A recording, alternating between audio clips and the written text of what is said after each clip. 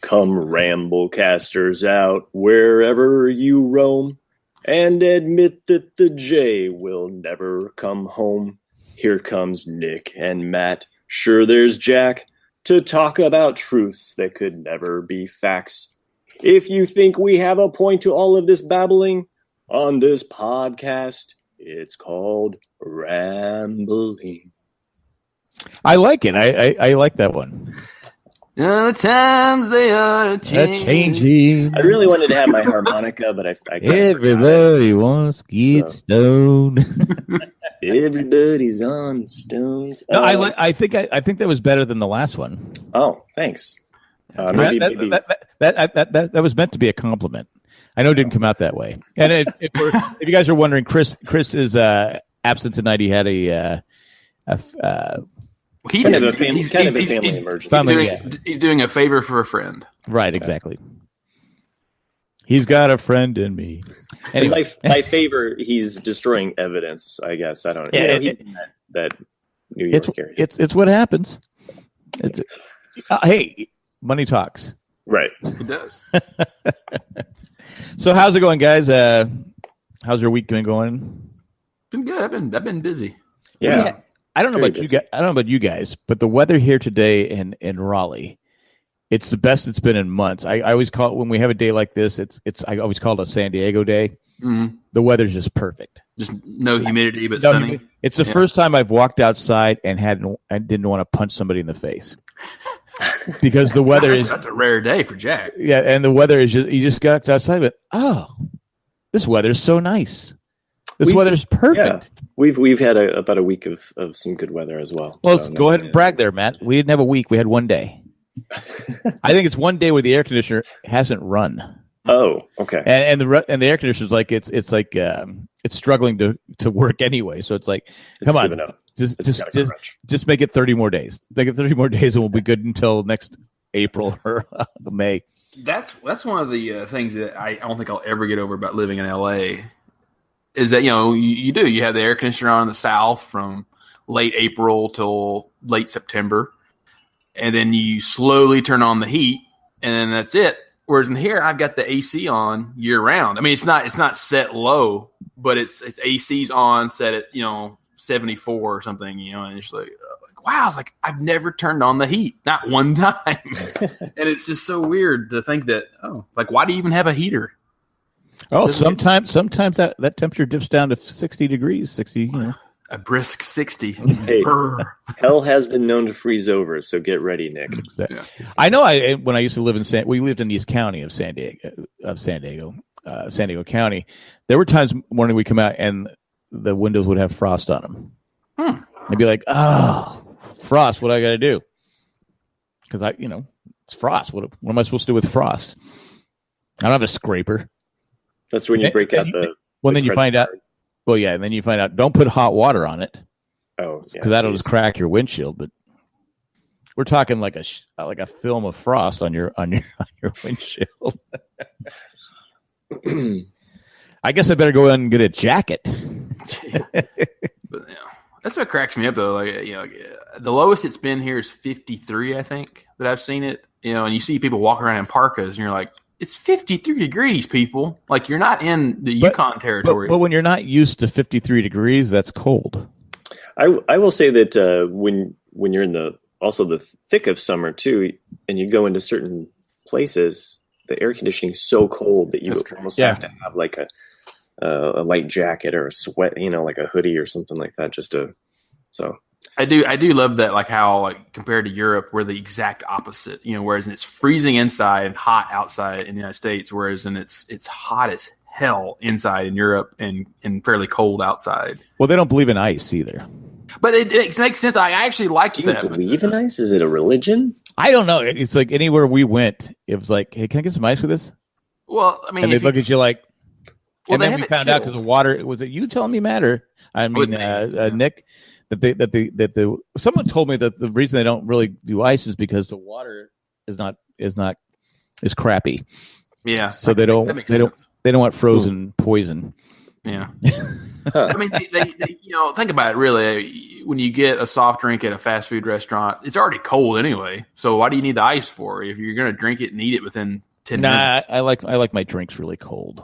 Oh, freezing cold. God, you spoiled American. Yeah, gotta have some cold. I think like I said, they like the seltzer water.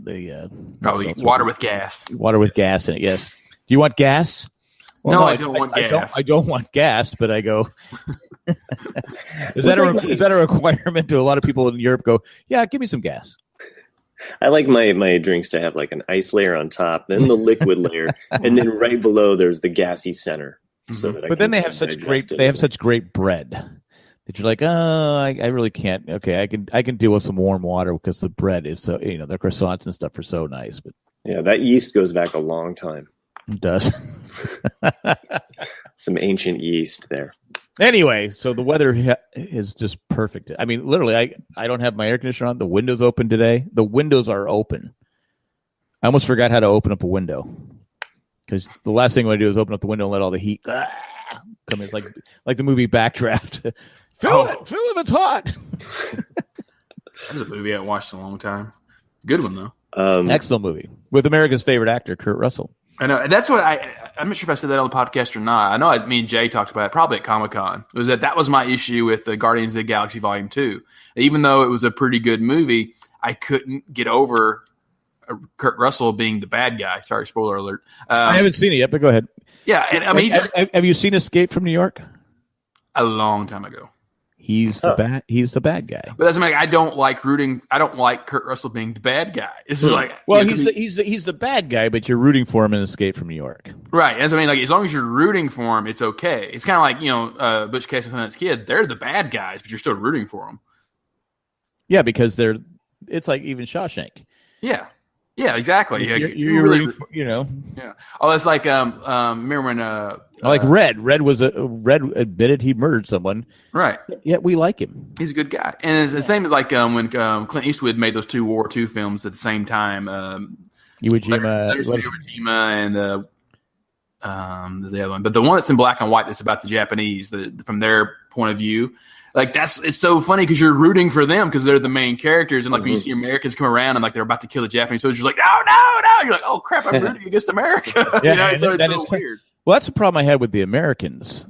The first season, I'm rooting for the Russian spies, but then they kind of went to a dark side in I think it's season 2 or season 3, and I go, okay, I can't root for these people anymore. They've crossed the line. They've Walter Whited. Exactly. I mean, but even that, you just brought Walter White. Yeah. Who didn't root for Walter White? Sure. I mean, I know there were tons of people who were still rooting for him in the very end. So. Yeah, I mean, you wanted him to succeed, even though he was pretty evil. I mean, he was pretty evil there. Oh yeah, he'd gone. Yeah. Spoiler: he'd gone to the far dark side. Speaking of that story, kind of like, do you guys watch Better Call Saul? Haven't watched this season yet. I'm a season. I watch it on Netflix. So okay. Well then, okay, we'll have to talk about that. Myself included there. There is a recent show on Netflix that I did catch, the Disenchanted. Is anybody? It's the new Matt Groening show, Simpsons creator. No. I watched the first 2 episodes the other night. I may have been a little influenced, but I laughed quite a bit. I LOL'd multiple times. So LOL'd, ha ha ha. Looking forward to kind of watching some more episodes tonight. What's it called? Disenchanted. Disenchanted. It's funny how when you're word you used under the influence or whatever. What'd you say? It's funny how like sometimes things can be so much better when you have some Mentos. And I'm not on. I've told that story 1,000 times. They call him Bruce.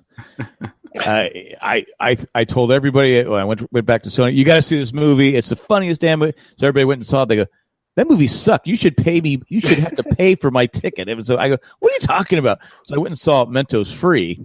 Yeah. I go, man, this movie sucks. I had that experience with Ace Ventura: Pet Detective 2.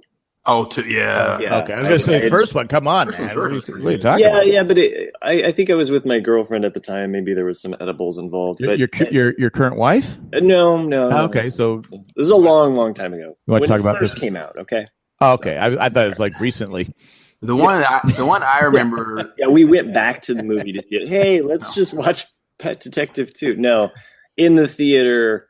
Well, sometimes they show classic movies. Sure, they do. Classic movies like Ace Ventura, Pet Detective 2. Yeah. It was the scene where he was coming out of the rhino. I just lost it. I was just like, this is just so absurd at this point. I could not keep it any longer. The one I remember thinking was just a masterpiece was Monty Python's Meaning of Life. And I must have been just off my rocker or just, on so much minute. Because I remember the opening is that the hostile takeover, if you ever seen that movie where it's like two buildings or they like rope, like kind of like a pirate ships, like they take ropes and like they rope another building and pull it toward each other and like they're jumping through the windows to like rob each other. I was like, I get it, it's a hostile takeover. And I remember just thinking that was the funniest thing I'd ever seen. And I went and bought it like the next day thinking like, oh man, this is like another holy grail, just great. And then I watched it, I was like, this isn't funny at all. That's how Menno's. That's why it helps the economy. Yeah, because it just makes things better. Mm-hmm. Sure, right? Yeah, because the 70s. I mean, yeah. Well, movies all that were inflation. Although that was probably more Coke influenced at that point, right? Right. Was it Steve Martin's "Let's Get Small" album? Life could be so much better if you just had a banjo. Death and greed and sorrow and murder. Dun, dun, dun, dun, dun. Hey, Steve, your house is burning down. Dun, dun, dun, dun. If you haven't heard that, it's. I listened to that about a year ago, and it's still funny. It's still hilarious. It still holds up. I got it on vinyl recently, and just happened to put it on. I gave it to Jay. Jay has my album, but it's hilarious. He's one of my favorite comedians of all time. He's hilarious. Hilarious. But you're talking about Netflix shows. I watched a show, The Last Kingdom. Have you guys seen this? I've heard of it. It's about this. It's about the start of how England became England. King Alfred back in 892 or something like that. It's before. Before the Norman Conquest. Exactly. They're fighting with the Danes, the Vikings, and stuff like that. Yeah. The only problem I have with the show, I have two problems with the show. And I don't have the actors' names in front of me, but the lead actor who plays Utrid, he's just too darn pretty.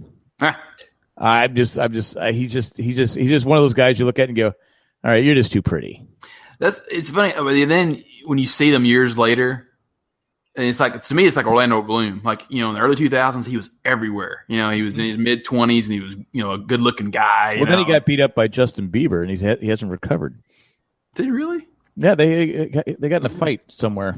I didn't know that, but like now he's in his 40s, and he just, not that he's ugly now, but it's just like, oh wow, like you're looking old, You're just like me. But there are guys like that, like a Rob Lowe who doesn't, mm-hmm. he's pretty, he's still pretty, and you sit there and go, come on, what have you done? I mean, who have you sold your soul to? But no, this guy, I know the actor, but I'm gonna be blunt. Alexander Draymond. Is that who it is? He's just pretty. I mean, it's just nothing else. But it's and then the other part is new man crush. I'm just saying I really like the show. It's really good. But the only part is I always skip the intro because his name is Utrid, son of Utrid. His dad's name is Utrid, and so I'm Utrid, son of Utrid. I go, okay, why do I have to know this every single time? Every single time I got to know you're Utrid, son of Utrid. It's like, is your mom name Utrid too? And we just go, Mama Utrid. I don't get it. I guess it's like when my name's Daryl and this is my brother Utrid. It's like my name is Jack. My dad's name was Jack. But I don't go, I'm Jack, son of Jack. I just go, I'm Jack the Second or Jack Jr. or something. Because you'd be known as Jack Jackson. Exactly. Well, he called me. True. That is very true. He called me Jackson. So, but it's I just it has a little thing now on Netflix where you can skip the intro. I skip it because I can't stand I'm Utrid, son of Utrid. Is this like an opening monologue that happens in the show? He does. They recap what's happened in the episode. Okay. And to be fair, obviously I'm binging it. So I mean, it's Netflix. Who doesn't binge a show? I mean, I was watching like an episode. It's like 2 seasons, 8 episodes each. But I really enjoyed it. I thought it was good. My son-in-law, one of my son-in-laws recommended it, and I said, I like it. It was good. Again, though, he's got a few scars now on his. But I think even one of the lines in one of the episodes this season from one of the guys goes, "Yeah, even his scars are pretty." That was the thing in the episode. I mean, you're looking at him, Matt. You saw him. Is he a pretty man? Yeah. I mean, he looks fairly attractive. I haven't seen him act, so I'm still holding. He's Utrid, son of Utrid. Well, the premise is his dad is Utrid. A lord. Utrid. Yeah, his dad is Utrid. He's got a different name. He's got a different name. His brother dies. I think his brother's name was Utrid, so they have to rebaptize him and change his name to Utrid. Well, the Danes come and they capture him and take him. So he's raised by the Danes. Oh, the Vikings. So he's got both Great Dane and exactly. There you go. Very good. I'm picking up on this show as you describe it. But I'll give it 4 thumbs. I'll give it 4 thumbs. It's an interesting that period of time is interesting for England because they were Celtics for so long, and then you have the Vikings coming and just do raids for centuries, but they never really conquer England. And so then they switch to France. The Vikings do, and then the French pretty much pay them off and say like, "Hey, let's join kingdoms." And so that's why for years England so basically you have Vikings in northern France, and then eventually they just go, "Hey, we're going to conquer. We're finally going to." Well, it's 2 things. They do conquer from the north finally, and then after that settles, then the Vikings that are now in northern France decide, "Hey, we're going to invade too." And so that's why northern France was always considered to be a part of England for so long. But it's just like, it's just Vikings. And it's like, what happened to the native English people? Which I think that actually became Welsh.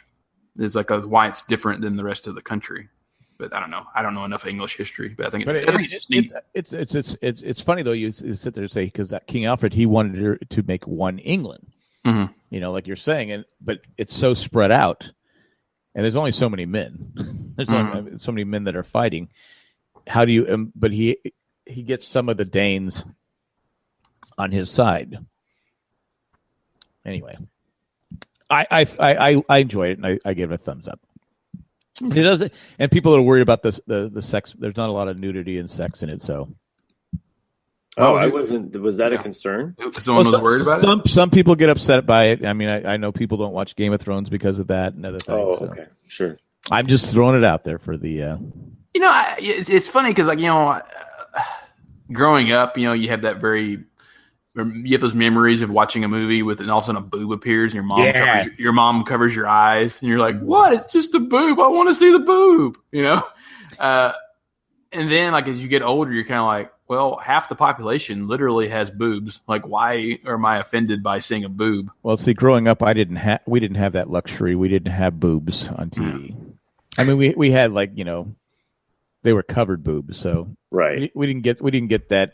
Hey, there's boobs on TV because we only had 3 channels and they had rules back then. Mm-hmm. You had the Family Hour. I think was from you couldn't even have anything. You can have PG after sleeping in the same bed. You couldn't. Right. Look at Lucy and Desi, and then by the time Cheers comes along, Laura and what's it? Yeah, Cheers. Yeah. I mean, I've been watching Cheers reruns with my wife, and by the time Cheers comes around, it's like all of a sudden, bitch can be said on TV. Yeah, big deal. I remember that being like, whoa. I'm sorry, Laura and Rob from the Dick Van Dyke Show. Oh yeah. I drew a blank on Rob. Somehow Laura I could remember, but not Rob. Oh, Rob. Rob Petrie dish. So you're talking about binging shows on Netflix. I had a friend of mine, a girl, messaged me and told me how she was just now going to watch Lost for the first time. And she said, but a lot of people have told me it's not that good. I'm like, well, those people are nuts. Why would you go into a show you have to go in there with an open mind. Yeah, exactly. But it's funny because like I try to tell people every time, like, don't binge watch Lost, but that show is impossible not to binge watch. Oh, sure. Because you want, and going back to Last Kingdom, it always did a good job of the. I gotta wait till tomorrow. It's 3:00 in the morning. I can't watch another episode. Right.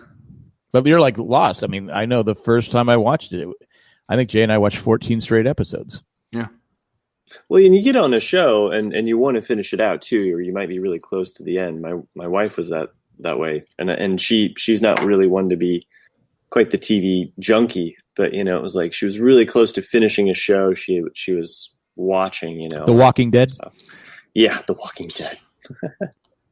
Yeah, and they announced that Big Bang Theory is going to be canceled. I know. Finally. So upset about that. I just really hope that Raj finally finds love. Like, I mean, every time I watch that show, I'm always like, is this the girl? Oh, no, this isn't the girl. Is this? Nope. Yeah, so they had one of those, you see them on Facebook, it was like 10 shows that you thought had a positive ending, but actually were kind of sad, and the one that I remember was Friends, because you don't think about it, but you're like, everyone got a happy ending but Joey, because everyone got married, and then Joey was still the single guy that. Well, he didn't his show. He had a spin-off. And it got canceled. But even in Joey though, like he was in love with a girl out there who didn't care anything about him. So that's what I mean. Like it was like, oh, that's. They kind of repeated the Rachel kind of setup. I really thought that like where they were going towards the end of Friends is that Rachel and Joey should have ended up together. I felt like they shoehorned the whole. Wait, Rachel and Joey should have. Yeah, well, they were teasing that. They were teasing that for a while, and then all of a sudden they went a different way, and that's fine. But I felt like the whole Ross and Rachel finally coming together after they had a kid. I don't know. I was fine with them being done after the Copy Girl. Yeah, They were on a break. I didn't mind them like hooking up back and forth again, but I just felt like in the end, like.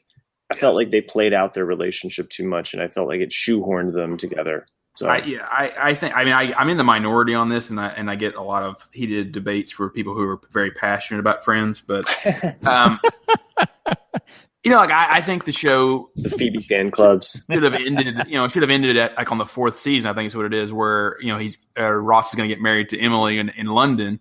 That's the 4th season. I think that's the end of the 4th season. Yeah, really. And because like the show is really good for the first 4 seasons, and then after that, it kind of is just. I don't know. I mean, there's some really great episodes. So I'm going to disagree with you on because I do like the Monica Chandler storyline, but no, it's good. I'm saying, but there are good episodes. But I'm saying, if you look at plot wise, most stories, your characters are going to be a mess or lost in the early seasons, and then figure out who they are as it progresses. Right. Whereas in Friends, to me, was going on that path, and then as past the 4 seasons, those characters become more neurotic and more crazy. Because you look at Monica. Monica really gets annoying later, in the seasons. So you're saying she's the Kate? She is kind of the Kate of the show, yeah. But I liked Kate. I'm with you, Jack. But I need to watch it again, and in years now that I'm more older, like would I find Kate annoying? She's annoying, but it's still Kate. Yeah, I would probably still like end up marrying Monica. Mm-hmm. So killing Rachel, and Phoebe would be the. But why would you, wait? We gotta go back to why would you kill Rachel? I'm just saying. Mary Bob Kill. Yeah, so. I know what you're saying, but why? Right. But why? I didn't understand why you. I just found Rachel to be more annoying than Monica. So yeah, she definitely had her moment. That's just me. Definitely, yeah. But yes, you're right, Monica. Well, it's not her fault. It's the way she was raised. Look, even look. I like how you're in Team Rachel, right? Is that what you're saying? Well, no, I'm just saying. I don't understand why you're so quick to kill her off. Well, I gotta kill Rachel. She aged well. She did, but she's good at serving coffee. Okay, maybe not. She just annoyed me, so I probably did the most. Gunther liked her. Yeah, poor Gunther. But that's the thing is that's the thing with Ross. Like you even look at Ross. Ross in the early seasons he's not happy because his wife becomes gay, and he's worried about his marriage falling apart and how he's going to raise his son, things like that. But he is the one true professional of the group who has a great job and has at least together in terms of life. But then as the seasons progress, he's the one that you're like, man, Ross is really screwed up. Like he's just he gets worse. And that's what I'm trying to say is that the character, I love the scene. Because he's in love with Rachel, and Matt killed her off. I love the scene, by the way, and this is probably the best example I can think of Ross going neurotic is when he sees Chandler and Monica together for the first time. Oh yeah, through the window. Yeah, through the window, and he's there with a colleague who's supposed to kind of evaluate him to see if he's ready to come back to work. Oh right. So and my sandwich. I like the early years where he's on the balcony and and he's being attacked by the cat.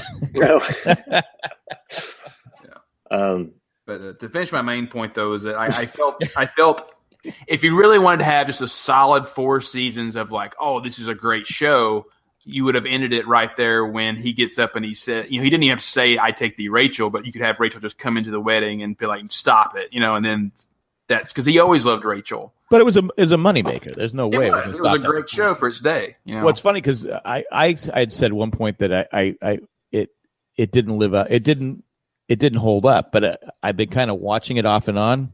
And I'll have to correct myself. It is still funny. Yeah. Their episodes are because my oldest daughter, she watches Friends like I watch MASH. Mm-hmm. I mean, she knows it word for word. I mean, she's watched it 1,000 times. And we were over at her house the other day, and we were watching it. It was the one where Joey doesn't share his food. I love that episode. And that's towards the end. I mean, that's the last season where Chandler and Monica are trying to adopt a baby. Oh yeah, that would be the last one. And it's hilarious. And the first one was where Joey had ditched the girl, but the girl was the one that was in charge of the adoption. Oh yeah, that's right. They're trying to keep him out. So yeah. So I apologize. It didn't hold up, but I was laughing. I mean, I was literally laughing. So I was. It's still like I said. It's like a lot of shows went on too long, but it was still funny.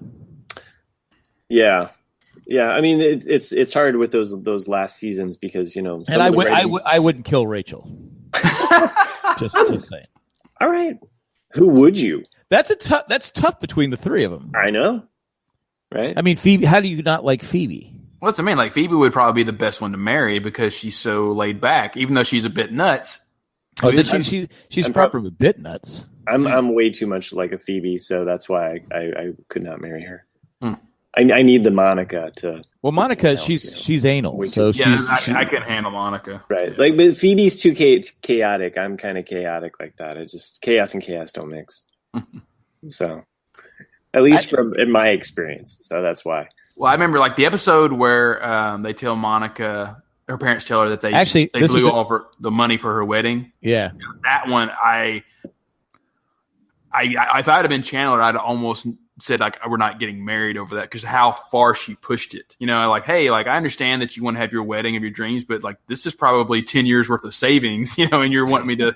I mean I totally got Chandler's point of view on that. And I was like, if you're really insisting that I spend all my life savings on our wedding, then I'm not going to marry you. I don't know. That's how I felt in that one episode. I just remember that one, wow, that woman is insane. If you're going to spend that much money, because he even says that, I'm not spending my money on a party, And she goes, if you keep calling it a party, you might not get invited. I think in that moment I've been like, okay. That's my stance on weddings. People spend, and I know because I've done it. Spend way too much money on a wedding. Yeah, I mean, weddings are just ridiculous. I might have said that on this podcast at some point too. In my little bitty rinky-dink hometown, it's all a status thing, And I've known lots of parents take mortgages out on their homes because they have to one up the Joneses and have these huge weddings, and it's dude, I can't believe you took out another mortgage in your house for a freaking wedding. You're nuts. It's crazy. But going back to Friends and Matt killing people, I give the actors credit because the actors were actually friends. I mean, in a show that was as huge as it was, yeah, and how most shows and movies are torn apart because of the egos. Well, anything in life. Yeah. I mean, people can't control their egos in anything. That they worked together because they remember they held out or they said, look, well, equal pay and all that. Yeah. Equal. And so when you're talking about equal pay back in the day, right. the women on the show made the same as the men. I mean, it was well, and also too, like, I mean, because I know that some people, felt like certain characters they're not as big. I could see an exec being like, oh, well, she's not as important character as or Rachel as Rachel, Or Rachel. We should really kill Rachel off the show. Rachel, we got to prove the situation's serious in this season. Yeah. I really want to. Matt wants her killed off. We're killing Rachel off. Ross is going to become an anti-hero and start cooking meth. Now, hear me out, guys. Hear me out. All right. It'll never work. No one will believe it. No. Rachel gets cancer. And do you really think he can live in Manhattan on a paleontologist's salary? Oh my gosh, yeah. None of their houses make sense. So he's got like two wives, two ex-wives, and kids and stuff.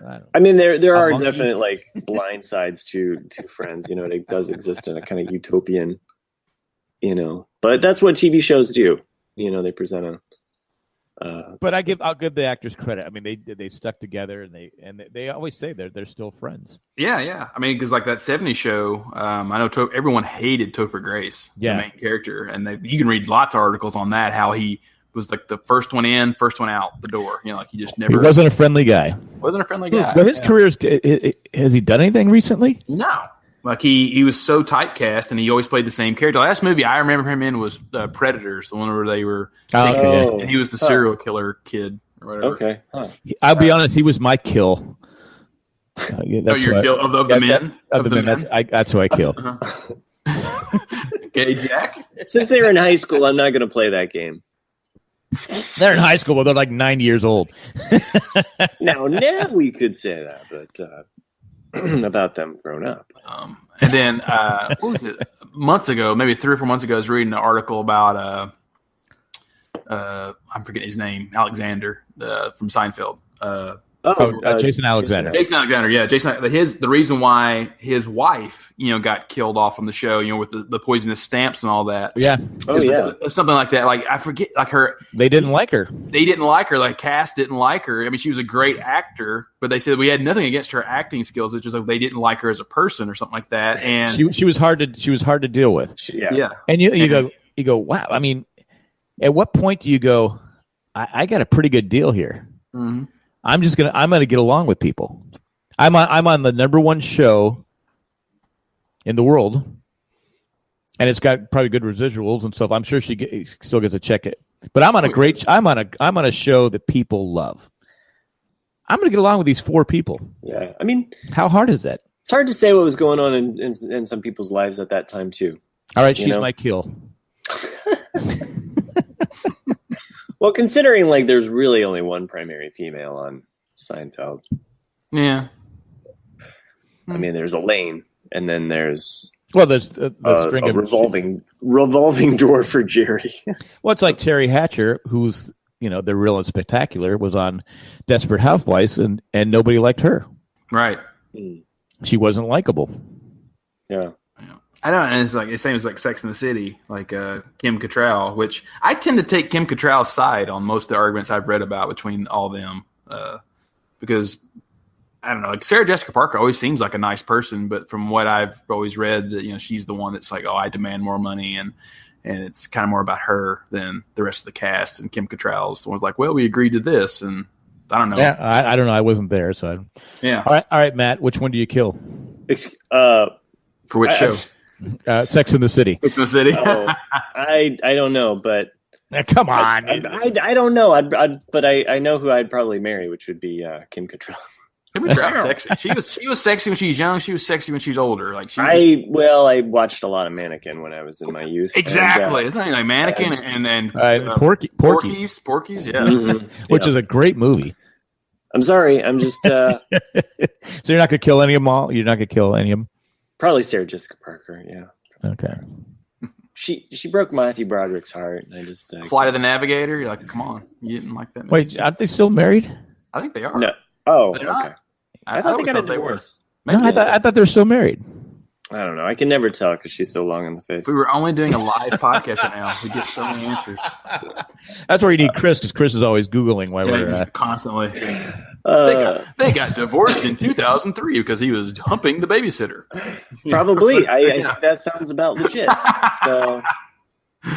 It's like Arnold. It's like I like the babysitter. I can't do Arnold. Sorry. Stop. No, I don't think I think they're still married. Oh, okay. The babysitter was what's his name? Ben Affleck. Yeah. I can never tell, what hush money is important and what hush money is not. Is it legal, not legal? I don't know. I don't know. I mean, what is? And what is the definition of is? Yeah. Exactly. If somebody wants to give me money to keep quiet, I'll do it. I don't have anything to keep quiet about, but you know what? I'll do it, damn it. I'll do it. So if anyone listening, all you have to do is become a subscriber to the Jay and Jack community for $1 a month. The sad thing is we had that thing where Chris posted something last week. And I said, I'll tell you guys, if we get up to 5,000, I don't think anyone even offered $1. Oh. So nobody cares what Chris had to say. And I thought it was hilarious. I don't remember it. So apparently I didn't care what Chris said. Oh, you come on, think about it. You remember. What did I say? What did he say? Well, I can't say it. Oh, we're not up to that. Yeah, okay. Yeah. If we got up to 5,000, I would say it. But no. Anyway. Anything else going on? The password is. I did have one other thing to say, and I'm questioning saying it because I don't want to take any heat for it. Oh, come on! This is the Ramblecast. We can ramble it. So out. I'm going to say it. I'm having some help done for some things, and they said, you'll be getting a call from an Agnes. Okay. I said, oh, okay. So Agnes, not Agnew. Right. So I'm like going, okay. I go, wow. I'm thinking, okay, this person's going to be like in their 70s. Now before I'm just assuming that if you're out there listening to us and your name is Agnes, or someone young named Agnes, I apologize. It's just I don't think I'm old. Right. Yeah. I don't think anyone named Agnes. It's just I thought it was a name that had just was an older name. The only like a Mabel or right, a Mabel. I can only think of like maybe a one Agnes that I've ever heard of, and it would have been from my grandmother talking about old Agnes, she's a hag, blah blah blah. Well, Agnes from Bewitched was the busybody. Oh yeah, that's right. Because that's what my sister calls my mom. And I got 3 sisters, so it's up to her to figure out if she's listening, who figure out who it was. But anyway, so I get this call today, and so it's Agnes. I go, and she goes, I go, huh? And she goes, what? I go, oh, nothing. She sounded like she was in her 20s. So I'm like, am I wrong? So the whole time I'm thinking, God, this person, there's no way she's named Agnes. But my wife goes, maybe it's a family name. Why do you have to be that's why we have bad karma. I go, I'm not saying it to be mean. I go, how many people did you know named Agnes growing up? So if you're named Agnes out there, I'm not saying it to be rude. I'm just saying I thought it was a name that had been, it just been pushed away. I guess it's making a comeback. I don't know. Well, it's like, Desiree, our friend down in Pensacola, she had a daughter, 2 years ago now? 2 or 3 years ago? Something like that. Yeah. I mean, and she's the cutest little girl. And I remember when she named her Astrid, which to me was like, oh, that's a name you don't hear anymore, which is a nice name. But then in the back of my mind, because I'm such a pop culture junkie like all of us are, I immediately went to The Office, where there's a little girl named Astrid, and all Michael can say is Astrid.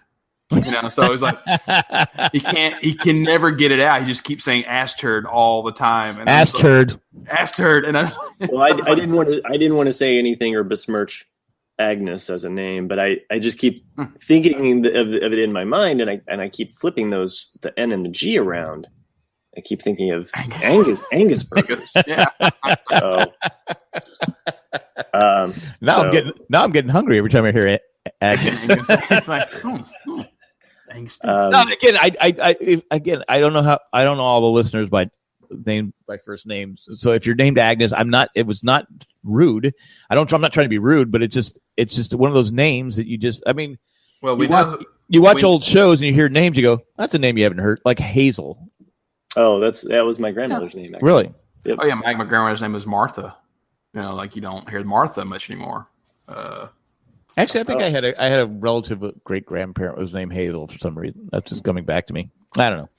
Come on down to Angus's Angus Barn. Agnes's Angus Barn. Trying to think of how you could put those together on a sign. All right, Agnes, did you kill her off, Matt? Wait, I don't even know her yet. Okay, I'm not making a judgment call. It's only for TV shows. I shouldn't have even brought up the whole thing, but I thought it would be kind of a fun kind of. Well, like everyone out there who's we never did say. Nobody ever did. I revealed who. But you said you'd kill, but you didn't say. No, I said I would marry Monica. Monica, and Phoebe would definitely be my F. But I'm just saying Matt might have lost his fan favorite status with killing Rachel. Yeah, I mean, I may have lost my fan favorite status just for singing, murdering Bob Dylan's, searching his song, making fun of Angus's, and then being a womanizer here on the show, talking about Phoebe. No, I mean I could marry Phoebe. I mean I definitely would, but I just feel like Phoebe would drive me crazy. Yeah, we would probably. She's just. I mean, then what if her sister came walking in, and you didn't know it was her sister? You can't tell the difference. Jack. I mean, you can't. One of them's got a mole. What's his name? Couldn't Joey? No, not Joey. It was who's the guy that was married to in real life? What's his name?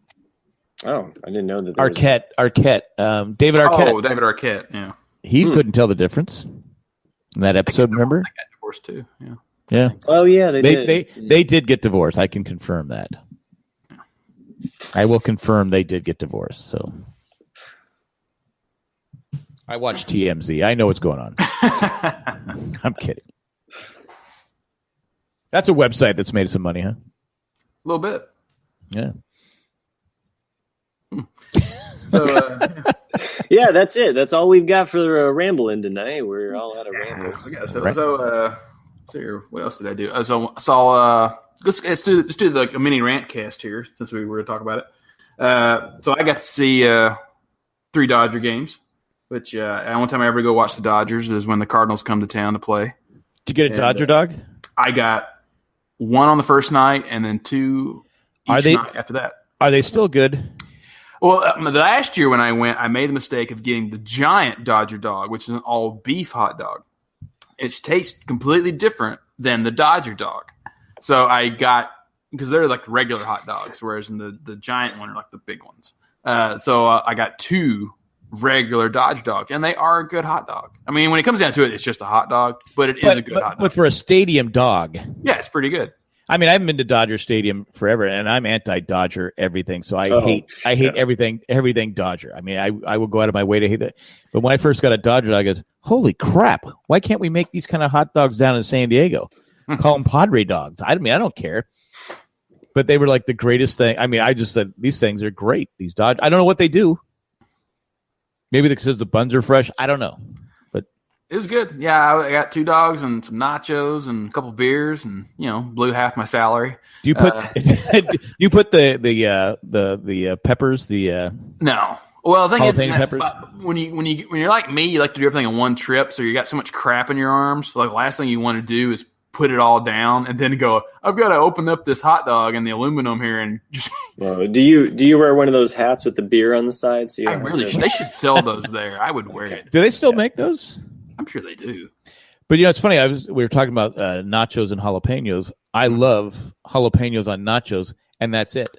Yeah, I don't like them because I don't like them on my my potato skins or anything. I'll take them off. But if it's on nachos, I will eat them. Yeah, there's a restaurant that I eat at quite frequently, and they make a jalapeno sauce, kind of like a cool spicy sauce that they put on their burgers. Really enjoy that. I like the hot sauce. They give it to Monica. Not Monica. I'm sorry, Rachel. Screwed up that joke. Look, it's not that I have anything against Rachel. You were quick to kill her. You were like, she could die. I was pretty quick. Yeah. But I got annoyed with that haircut after a while. I posted a video on the Patriots page of these two baseball announcers commenting on, it was probably 8 to 10 sorority girls. It was the Diamondback announcers. Diamondbacks announcers, yeah. And they're all on their cell phones the entire game. And taking selfies. The duck face, yeah. Taking a picture with the churro, taking a picture with the hot dog. To be fair, the churro, I love churros. I had never had one until I moved out here. We didn't really have them. Yeah, they don't have them out here now. Yeah. But it's just funny because it was like they never. Like, the funniest bit is probably a minute into it. There's an actual hit into left center field. And the guy gets it's just a single. And then immediately cut back to the girls. And he's like, and no one noticed. But it's also dangerous. Yeah. Definitely. You have to pay attention. You hear that crack of the bat. You're looking around. Where did that ball go? And it was funny. Like it was one was wearing a Cardinals hat. I did notice that. But this was my rant on it though. Was that I didn't, because after I saw the video, I was thinking about the same thing. My first game, which was Monday night, I don't get it because I saw so many people wearing other teams' uniforms. And it wasn't even for baseball all the time. Sometimes it was for soccer, sometimes it was for football. And you're like, why are you wearing a Patriots jersey to a baseball game? Or why are you wearing, exactly like you're saying, like that girl was at a Colorado Rockies game. Like, why are you wearing a Cardinals hat to a Colorado Rockies game? It makes no sense whatsoever to me. And I just want to walk up to those people and like, you realize they're not playing right now, right? So why are you wearing it? I get your argument with like people wearing soccer or football at a baseball game, but I think as long as you keep it in the sport, it's okay. Because I've told the story. I went to a Charger. Yeah. I went to a game in Carolina against it was the Vikings and Panthers. I'm wearing a Charger gear. Mm-hmm. And everyone's going, F the Chargers. I go. I finally stopped when I go. You do know we're not even in the same conference. You do know that. Yeah. But that's Carolina fan. Like representation of the team that you like. Like, hey, I like the sport. I'm going to hear it be. Maybe I'm not rich like Nick, and I can't afford every hat and every jersey of every team in baseball. Yeah, you should see my closet. How much sports gear I have. I used to have a lot. You did spend part of your salary there, So I assume that you bought like a bomber jacket and like a leather talisman and a compass and a whistle slide thing, What was funny is the first night, I love it. Sometimes when you go to baseball games, they give you free stuff when you go through the door. Like, oh, you get a free bat tonight, or you get a free bobblehead. They used to actually give you the bat, but I guess there was too many people bashing heads later on. You get a free hammer and a nail. Yeah, have fun, kids. Well, free handguns. The first night I went, it was free Dodger beanie night, and so everyone got, in the South we call them toboggans, even though they're not a sled. I don't know why, but we call them toboggans. What the hell do people in Los Angeles need a beanie for? Exactly, that was my thought. They give me this beanie, and I look at them like, why would you give people a beanie in the one town you're never going to wear it ever? Like it doesn't even get hot. I used to insult Dodger fans by saying, what they should give Dodger fans walking is an oxygen tank because the air's so bad. Yeah, it actually looked soupy the other day. I hadn't seen it that bad in a while, but we don't trust the air you can't see. I mean, why is up, America? Hey, you know what? Seriously though, in my hometown here, Franklin, Indiana, we've had some pretty just recent local news involving like air quality and stuff that wasn't disposed of properly. And so it's a big concern because of some old toxins that weren't cleaned up properly. And then some of it was actually exposing the air and just kind of emanating from the air, and some of it's leaching into the ground and affecting the water. So it's been a pretty big deal around here. So, because it was close by a school, there were, what brought attention to it was there were two girls that had lived in the same apartment by two separate families over the years that both got cancer and died. It was a very rare cancer. And so the fact that it both happened in the same spot directly south from this So something happened back in the day. So, well, they realized. I mean, so this has happened over the last couple decades. The families that were there, but yes, there have been kids though been diagnosed more recently. So it's been of concern. So it's been kind of going on. So yes, air quality is a thing. Even though you can't see it, doesn't mean that there's not toxic chemicals being polluted. Oh yeah. So anyway. Oh yeah, it took me. Total side story, but it totally made me think of what we've been kind of dealing with here. I mean, it took me months to get used to the LA air. I mean, I remember when I got to downtown because it's really polluted in downtown. Oh yeah. In my throat, it's they say it's cleaner than it used to be. It's a lot cleaner than it used to be because like all the public transit now is run by natural gas, which doesn't put out the carbon dioxide that other things do. And you can most days you can see pretty clearly, but every now and then, you're like, oh, I can't see the mountains today. But I can't see my hand. Yeah, but yeah, I remember like my throat for a long time was like really scratchy, and I was always coughing, and it's like it's just like man, like I'm breathing in all this crap. It's just the smell of LA. Smell A. Well, Smog Angeles. That's what we just recently hired a new person, and are they young and stupid? They're 24, yeah, okay. And she's not stupid yet. At least I haven't. She's not stupid yet, but she's working at it. But yeah, she's working at it. Yeah, give her time. Breathing in that pollution, it drops the IQ points. It does. Sitting in traffic for 10 hours a day. Yeah, can do that for you. The road rage, the frustration, the stress causes your brain to stop working correctly. I hear clicking on Facebook can also do that too. It's like. We're all guilty. Like smiley face, sad face. But those are my favorite days, though, when the city comes by and bleaches the streets because there's so much poop, and urine all over the sidewalks that they just throw bleach out all over the sidewalks. And you're like, this is my favorite day because I don't have to smell dried urine everywhere. But I'd rather smell bleach than urine. That's Southern California for you. Bring out your dead. Yeah, exactly. I'm not dead yet. Well, you've been to Comic-Con and you live in downtown San Diego, and it's some of the most expensive real estate in San Diego, and the sidewalks are full of pee and poop. I mean, it's just because everybody has a dog, and there's people there that got to go, and that's what they do. There's no water. Just pick up your dog poo. What's Deadwood's excuse? Come on, Deadwood. It never rains, so. And if you look at the end of the clip, and I've said this 1,000 times because I've been rewatching Deadwood right now. At the end, where the horse comes to the gem, and it's the water. What's floating in the water? It's poop. It's poop. If you look at it, watching it, because I always go to my wife, I go, it's poop. And she goes, I know. You say it every episode. I go, what else is it? It's not so bad. It's a Baby Ruth. But no, during the opening credits of Deadwood, which is excellent music, by the way, the horse gets to the inn. He's walking through the water at the gem, where this water comes from. I don't know. It never rains. It never rained one episode of Deadwood, and it's floating poop. I'm just saying, floating poop. But there's gold in them now hills. So anyway, if you haven't watched Deadwood. Best show ever.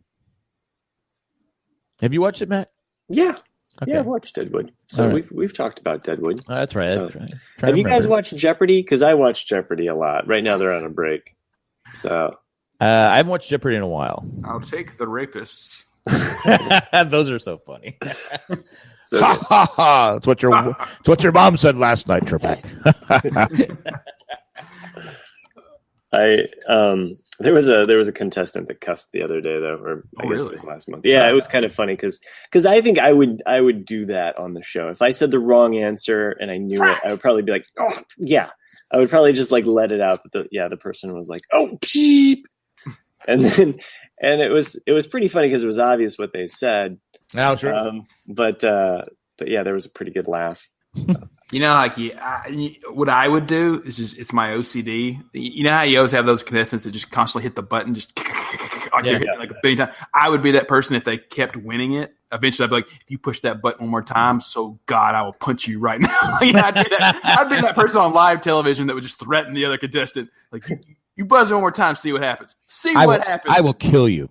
Yeah. Are they still doing the where he goes and talks to them? Oh yeah. That's the worst part of the show. It is the worst part. It's because he's terrible at it. Yeah, I know. But and the people they're just not interesting. Oh, he's not interested in what they're saying. I mean, he's already sometimes he's already moved. Yeah, you're just if you were Rachel, you'd be dead. I think what the funniest one that I'd seen the other day, and even my kids, because I watch it with my kids sometimes. It's educational TV. Hey, it's trivia, and I'm always amazed. That show's been on forever because it was forever. He did. Yeah. It wasn't Trebek that hosted it originally. It was no, it was somebody else that originally. Yeah, Steve Irwin. I'm just joking. It's not Steve Irwin. What is a stingray? Too soon. That's a really interesting too. Like, do you think shows like Jeopardy would, or like the Wheel of Fortune, if Pat Sajak just left, would Wheel of Fortune still be on, or would Jeopardy still be on? The original host of Wheel of Fortune was what's his name? Who's the guy that used to do the dating show? All the way back in 2 and 2.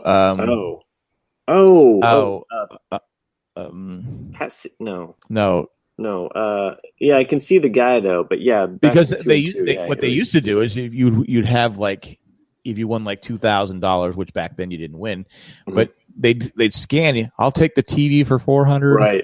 That's how the show started. It was what's his name? God, what is his name? I'll take the dinette set. Yeah, I'll take that and the tray of cups. Yeah, there you go. Take the pool table.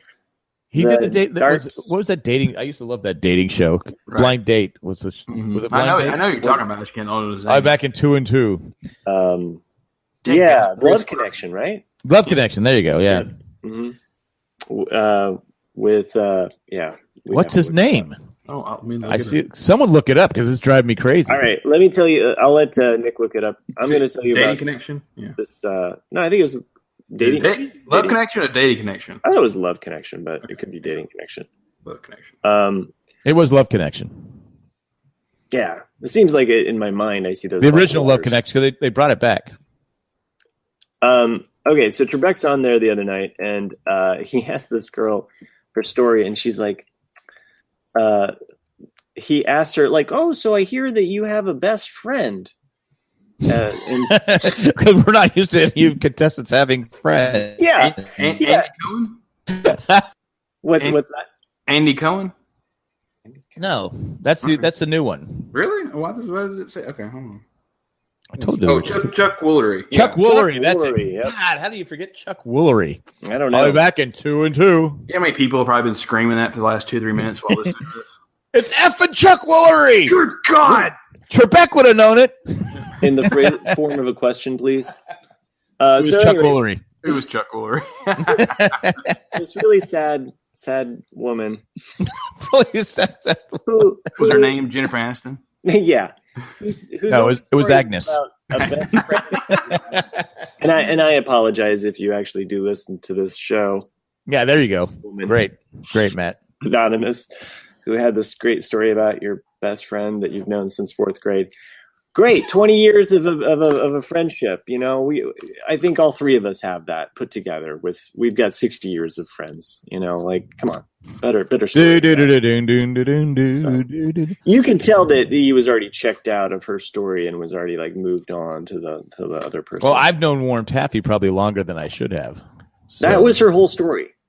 Was just that. Was just the fact that she had. It's like, and what the worst part is. Really sad. When those contestants have been on that for 3 or 4 days in a row. Oh yeah, they used up the best story of the first day. You just need to skip those people the rest of the time because their stories, literally, they're probably paying. All right, we need to. It's like that episode of Seinfeld where Jay Peterman bought Kramer stories.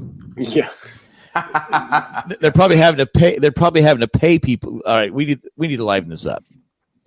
So I hear that you're an executive accountant. What does what kind of job does that do for you there? I crunch numbers. So I've only had a friend for 19 years. Hear that your wife and you went on a honeymoon to Mississippi. That sounds fun. Tell us about that. It was fun. It was a lot of mosquitoes.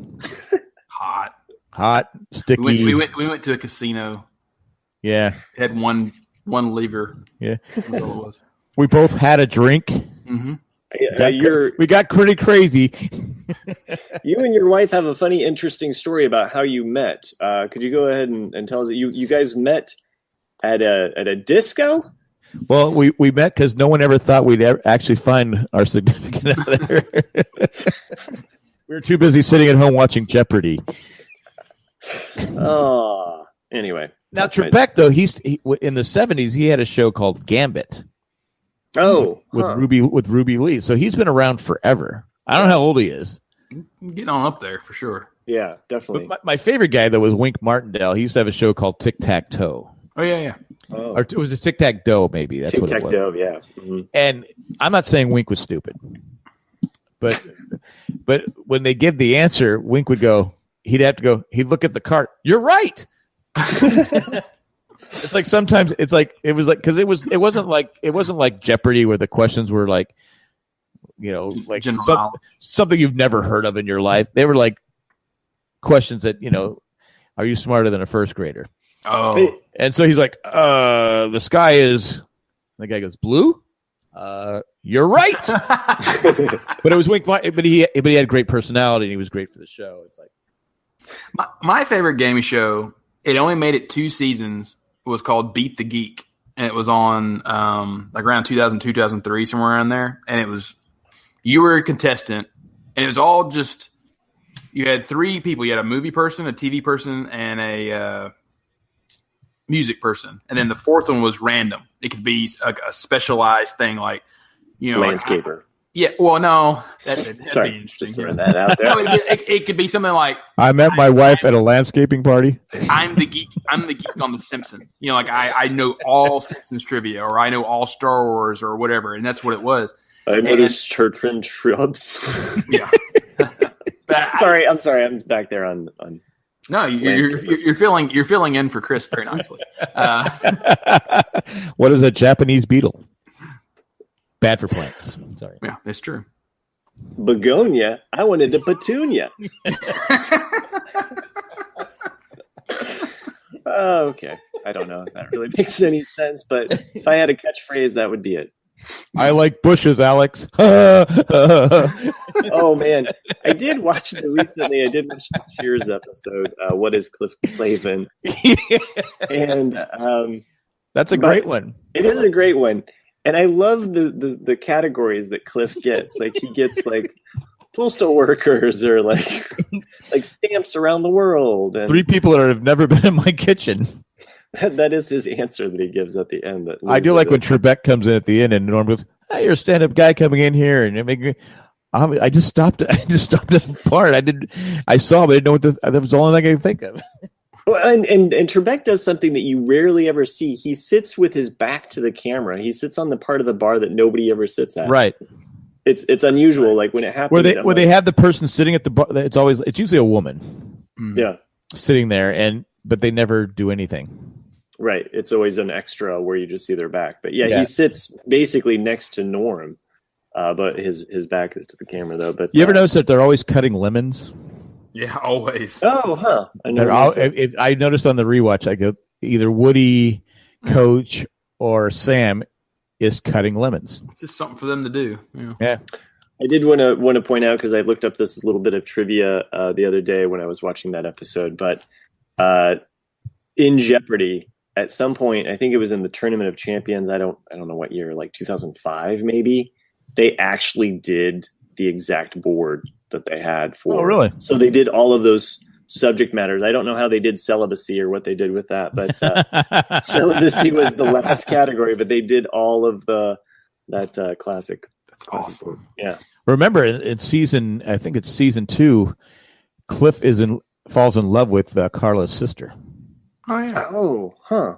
And wants to marry her, but Carla's sister kind of gets around. I don't remember a lot of those episodes. I just watched it, so I mean, anyway. So, Nick, did you ever finish your favorite game show story? No, it's okay. No one listens to this podcast to actually hear me finish. They don't listen past the first hour, really. Yeah, go ahead. You got to finish the story. I don't even remember the story now, but it's just it was a show called Beat the Geeks. It was funny. In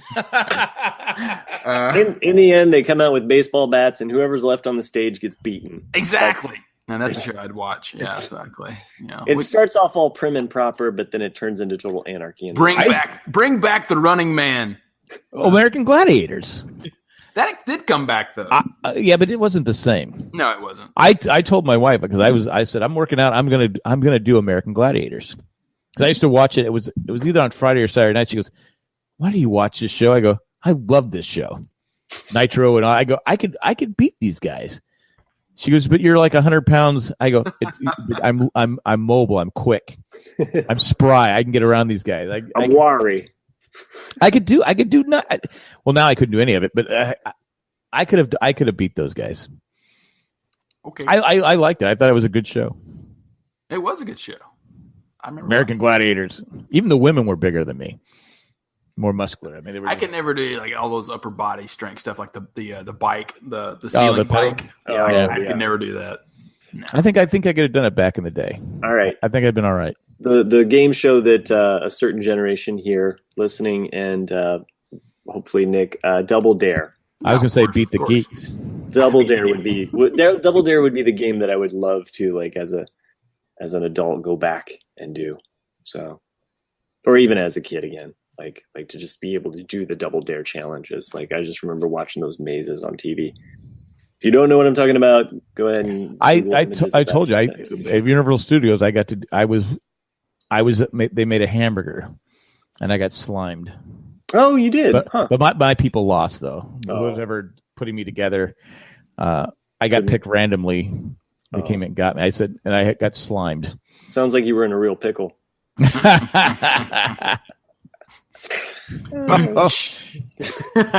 the easy jokes that you want to kill Rachel. Yeah. No, I just want Chris back. So I miss Chris. So you don't want to be Chris anymore? He's been here the whole time. His mic's muted. His mic's muted. He can't figure out how to work his mic. He's actually just been playing with cotton and vaping the whole time, and just judging us for everything we're saying. No, I hope Chris makes it back. Well, he got a new Jeep. Saw that he was posting about his Jeep. I wasn't quite sure what had happened, if his old Jeep died. I don't know. I was waiting to talk about it on the podcast. I know. I figured he would wait till Nick started talking, then he could tell.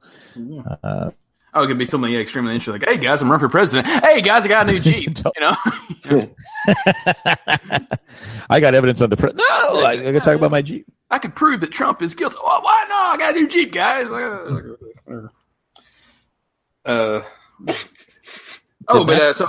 back to But no, I'm just listening to you guys. Okay. Going back to my Dodger rant, I want to talk about so on the third night though. Just speaking of people not paying attention, those two guys and two girls are on a double date. They've sat right in front of me. They got there in the third inning, and I don't know why he was. That's the thing that makes me. I understand that LA has traffic, and then it's hard getting into stadiums. But they get there in the third inning. They sit down for half of the third inning. Their entire time taking pictures of themselves. Then they get up and they go, "Hey, let's go walk around." They walk around the stadium. They come back in the seventh inning with food. They eat the food, and then they go, "Okay, let's go." It's Dodger fans. Yeah, I didn't understand. They didn't watch the game. Not 1 second of the game. Those tickets aren't cheap. Yeah, I was like, for those four people, they probably spent over $400 or $500 for all four of those seats. I was like, and if I was on a date, and I don't know what date these people were on, but if this was like my first date with this person or second, and I'm like, hey, no, you're sitting here, okay? I just paid $100 for your ticket. You're sitting here and watching this game. It's just little things I couldn't get over. I don't like leaving. My wife and I, we were first dating. We went to a Padre game. They were losing. It's like the eighth inning. She goes, "Can we just go?" Blah, blah, blah, blah. I go, well, the game's not over yet. So I said, fine. I'm not going to argue with you. So I need to get some gas. So I have the game on. Padres came back and won at the bottom of the ninth. See, that's what I mean. And then the third game, exactly, is a very defensive game between the Cardinals and Dodgers for anyone else that's interested. And it was 1-1 forever. It's a straight defensive game all the way to the top of the ninth. Was that the extra inning game? There's no extra innings this Right. series, this three-run game, a 3-game run. And then they had one guy got walked on, and he hit a homer in the top of the ninth, and the Cardinals won 3-1. But it was but it's like if you leave in the 7th inning stretch, you're going to miss that. Yeah.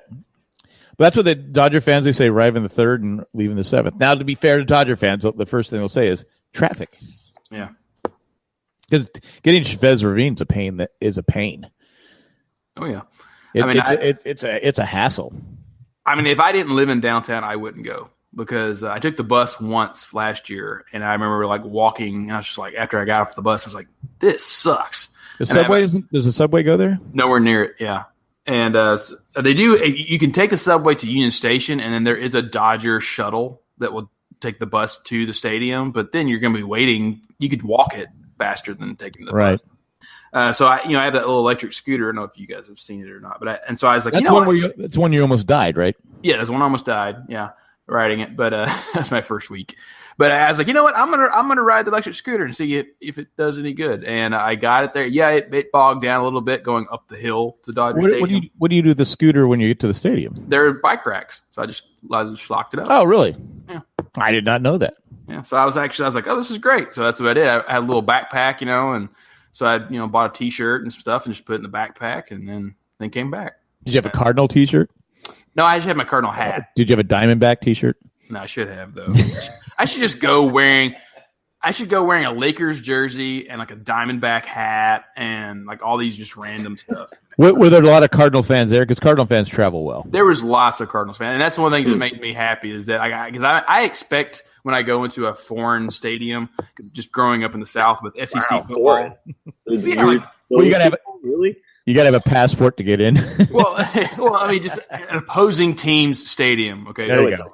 And you wonder why Chris interrupts you. Yeah, a little bit. I expect to get some crap talk to me, and but I was surprised like how many Cardinal fans are in Dodger Stadium. But those are the ones that are cheering though. That's what's funny is like anything that happens, like you hear the Cardinals say like yeah, and then like something good for the Dodgers, and it's just like Cardinal fans are some of the most knowledgeable fans in baseball. I mean, they really are. I mean, I know Tony Gwynn really wanted to get his 3,000th hit in St. Louis, Busch Stadium. He ended up doing it in Montreal. Oh, Montreal has a team? Well, they did. But that's where he got his 3,000th hit. But he really wanted to do it in Montreal. I mean, not Montreal, but in St. Louis. But it didn't happen. One hit shy. But it happens. He still got it. But I was going to. You were talking about fans and how they don't pay attention. There was a video going around by former Charger fans, San Diego Charger fans, who like to bash LA Charger fans. Because rumor is that the Chargers give out free tickets and give out free jerseys and stuff like that to try and get some fan. You know how you're talking about fan support in LA. Mm-hmm. And there's even when they announced they were moving to LA, that all these people in the press conference, fans, had Charger jerseys, but a couple of them still had the tags on them. Like they were given to them as they came in, but they didn't take them off. Well, there's a video going around where the Chargers score a touchdown, and there's these girl Charger fans behind. They start cheering. Well, Seattle scores a touchdown. They jump up and start cheering.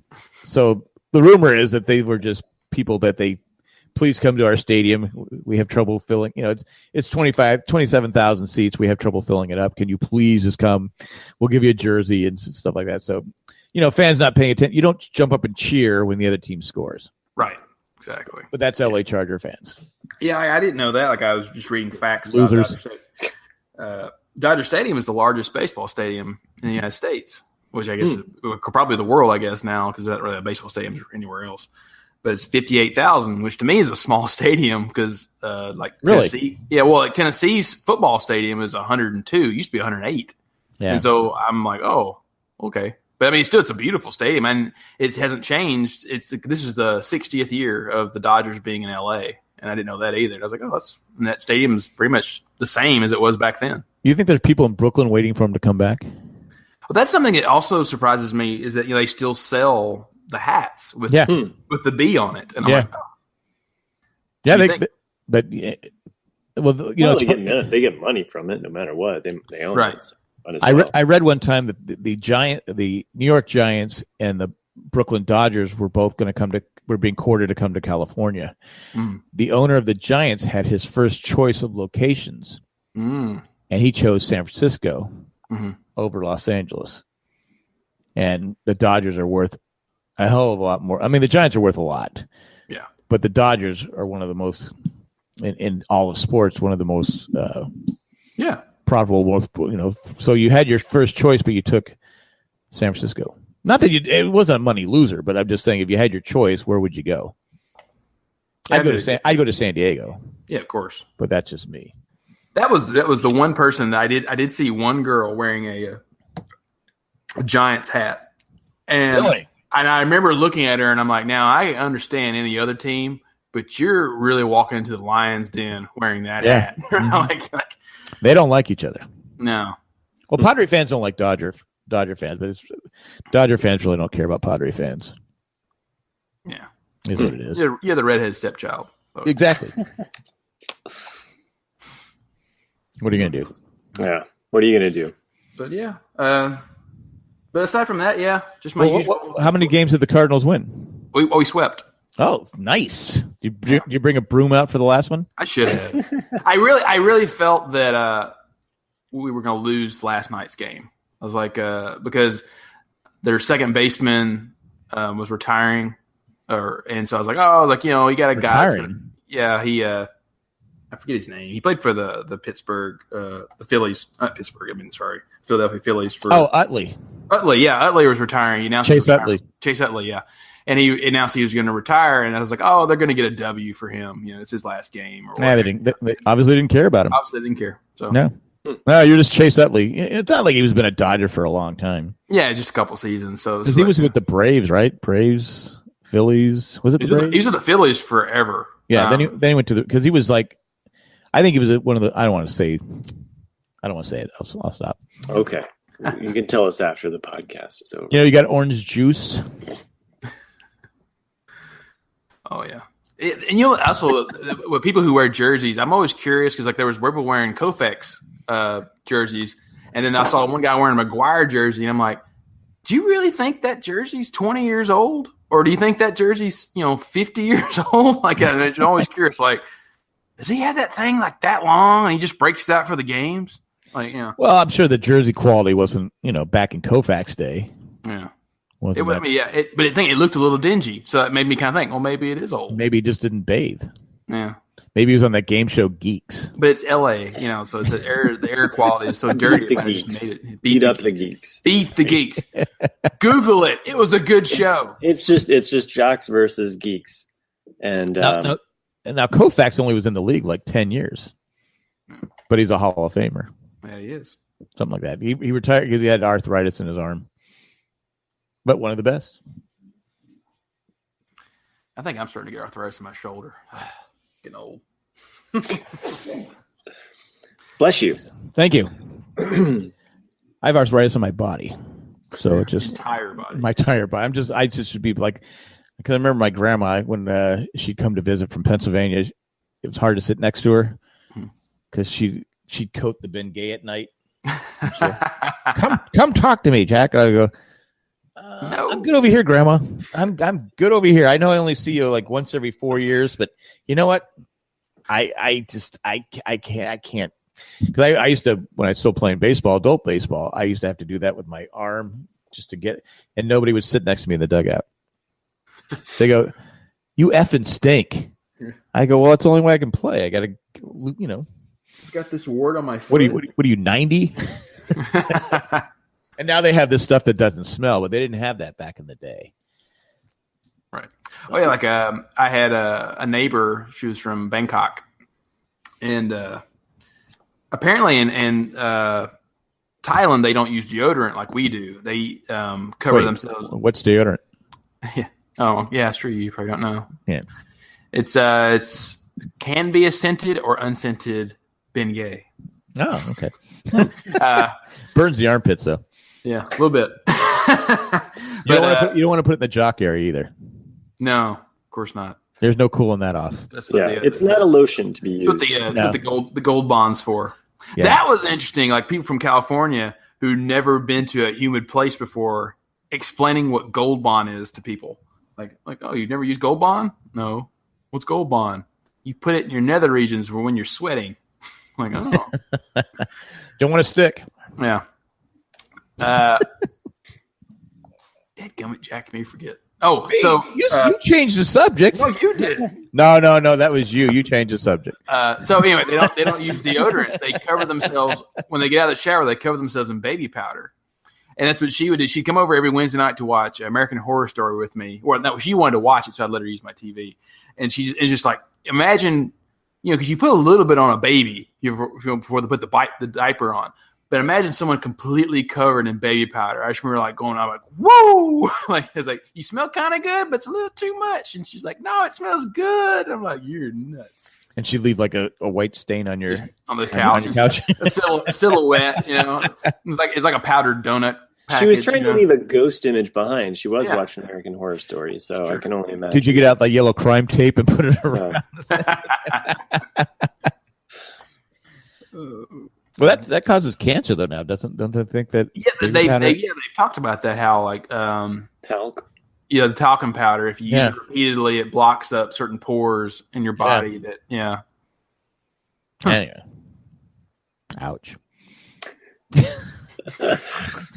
One thing that I and I'll kind of just end on my story. I guess I was ready to end the podcast, but if Matt wants to.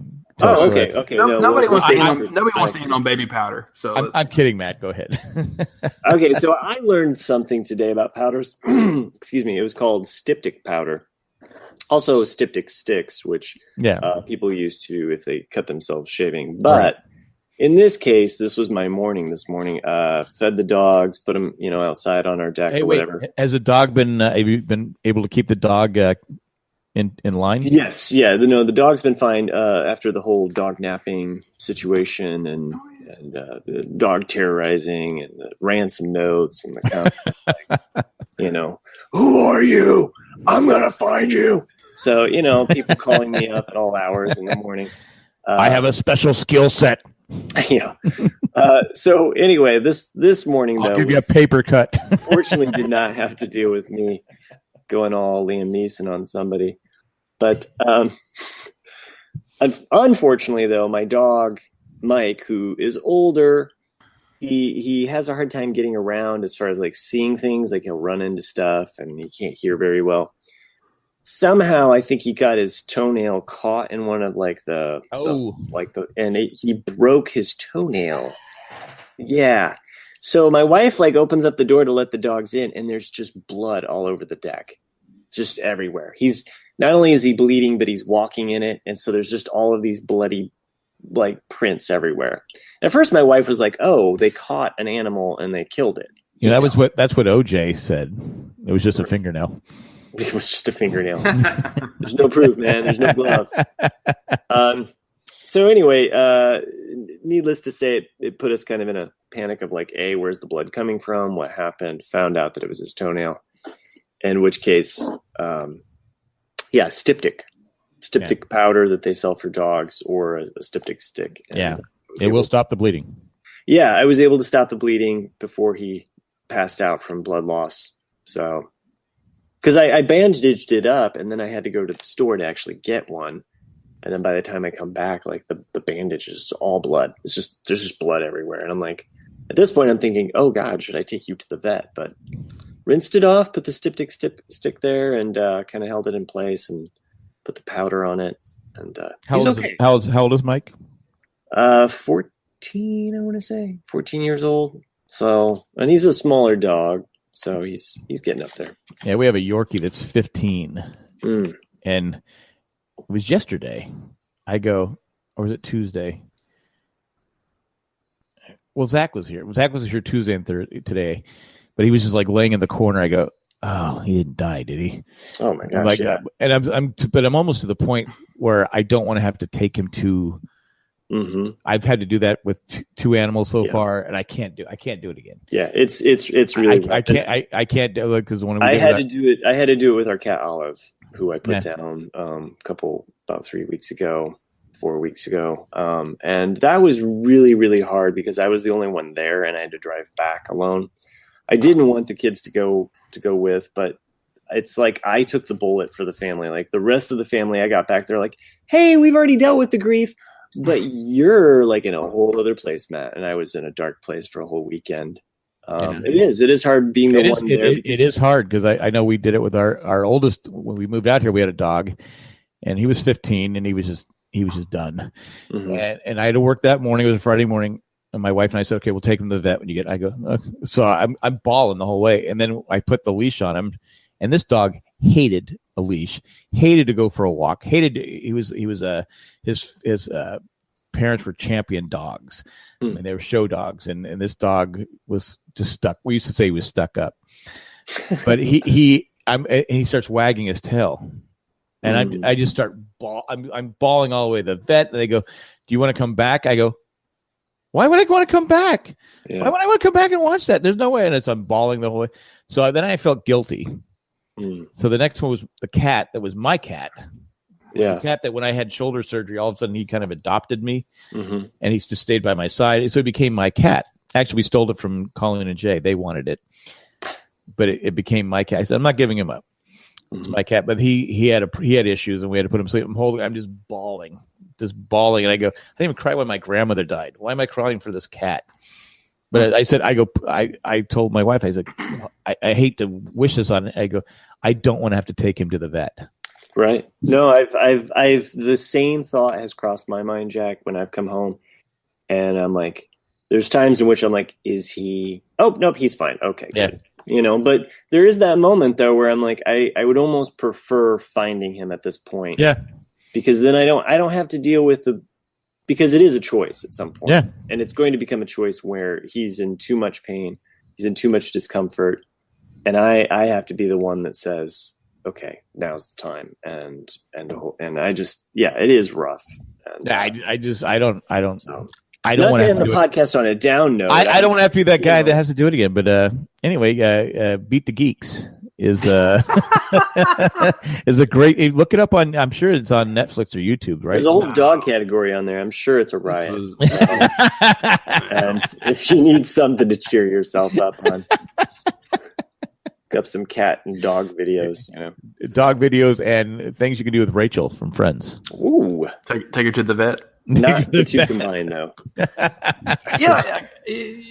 Rachel, come on, boy. Sorry, it's a good name for a dog, especially if it had that haircut. Yeah, it has the Rachel do. You were saying, Nick? Well, I was going to talk about the vet. Luckily, I never had to have that experience of actually putting down an animal because most of our dogs were outdoor dogs. And so when they passed away, they usually just walked off, and then we found them later. Right. You mean they didn't just disappear like a Jedi? Yeah, they just vanished. But no, it's one of those things that you always remember those moments, though, because they kind of scar you in a way because, they say that dogs have the mental capacity of like a 6 to 8 year old child. And I always remember that going into the vet with my dad and the dogs for their checkups or what, Matt? Don't tell me that. I don't need to know that. Oh, I'm sorry. That's like some facts I just don't need to know. I thought that was common knowledge. I'm sorry. His son's 8. I didn't know that either. I can relate. Yeah. Jeez. Yeah. Okay. But you remember that, like you take them in, just to get their routine checkups, but because, dogs feel vibrations, which is different than us, they feel that fear or the feeling when they go into the vet. And like, you can see them for it's normally like a friendly, happy dog. All of a sudden, their tail's tucked under, they're shaking, they're like right next to your leg. Friend. Exactly. And it just, oh, well, I hope. I'm sorry to crush your world there, Matt. Yeah. Well, so much for it. I thought we were going to go happy, but Nick brought back the dark side. Yeah, I know. Well, it's because you guys were already there, and so I had that story, and I was like, oh, well. Hey, guys, you want to talk about the ending of Lost? Yeah. When they had to put Jack to sleep. Did you guys know that Randy to that dog? Yeah. Did you guys know Randy Newman wrote My Little Buttercup? Hey, did you just see Randy Newman in concert? I did see Randy Newman in concert. I think I saw that on Instagram. So how was it? How was Randy Newman? How old is Randy Newman now? He's getting on up there. He's in his 70s. So Short He could still people. run for president. though. Randy Newman does not tour a lot, and this the only show he did this entire year so far is this one at the Hollywood Bowl, and it was advertised as Randy Newman albums only because he doesn't have that many albums. He's mostly wrote for soundtracks, and it was actually a delight to see in concert. Did you go with Cliff? No, I went to the Star Wars one with Cliff. I gave Cliff a list of every show I was going to see at the Hollywood Bowl this year, and he only elected to see 2 shows with me. Bitcoin's kind of been tough on him, huh? It's been dropping in value for sure. Right. But Randy, because it was like he is he's a storyteller, and so that's kind of the way he was. He'd make a lot of jokes. Like I remember, like the one I remember the most was because I thought it was funny. Was better be because this show needs it. Oh, okay. You've got an end in me. Yeah. My best friend and me, man's best friend and me. He was talking about "You Can Leave Your Hat On," that song. Oh, thank you. You can leave your hat on your dog. And Did I ever tell you about my first dog named Buttercup? Buttercup, yeah. But Sorry, go ahead. He was talking about "You Can Leave Your Hat On," which is a song he wrote in 1972 or 71, and it was made famous kind of by Joe Cocker because most of Randy Newman's famous songs were made famous from covers. But he was talking about that. He goes, I wrote it in this chord, and he was playing it, and he goes, but then Joe Cocker did it in this upper sixth here, which makes it more happy and bright. And he goes, I guess he was just more happy about having sex than I was, and like, but that's like anyone telling stories about musicians and like why they choose certain chords and like why they wrote the songs. Like I love that kind of thing.